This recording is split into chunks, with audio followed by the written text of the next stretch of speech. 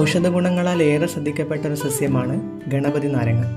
ഇവയുടെ ഇലയുടെ പിൻഭാഗത്തുള്ള ഓയിൽ ഗ്ലാൻഡോൾസ് ഈ സസ്യകുടുംബത്തിൻ്റെ സവിശേഷതയാണ്. ഗണേശ പൂജകളിലെ നിറസാന്നിധ്യമാണ് ഈ ചെടിയും ഇതിൻ്റെ ഫലവും. അതിനാലാണ് ഇവയെ ഗണപതി നാരങ്ങ എന്ന് വിളിക്കുന്നത്. സാധാരണ മാടമാസത്തിലാണ് ഇത് നടല്. ഇതിൻ്റെ തണ്ടോ വിത്തോ ആണ് നടാറ്. വൃശ്ചികം ധനു ആകുമ്പോഴാണ് ഇത് പൂക്കലി. തണ്ടുകളോട് ചേർന്ന് ഇടതൂർന്ന് നിൽക്കുന്ന വെളുത്ത പൂക്കളാണ് ഇതിൻ്റേത്. ഇതേപോലെ തന്നെ ഒരു നാരങ്ങയുണ്ട്, അത് കറി നാരങ്ങ ഉരുണ്ടതാണ്. ഇത് കുറച്ച് നീളമില്ലതാണ്. ഇതിന് അല്ലി കുറവാണ്, മാംസഭാഗം കൂടുതലും തോലാണ്. അതുകൊണ്ട് അച്ചാറാക്കാൻ വളരെ നല്ലതാണ്. വിറ്റാമിൻ സിയുടെയും ആൻറ്റി ഓക്സിഡൻറ്റിൻ്റെയും കലവറയാണ് ഈ നാരങ്ങ. ചുമയലുണ്ടെങ്കിൽ ഇതിൻ്റെ നീരിൽ കുറച്ച് കുരുമുളക് ഇട്ടിട്ട് കുടിക്കലുണ്ട്.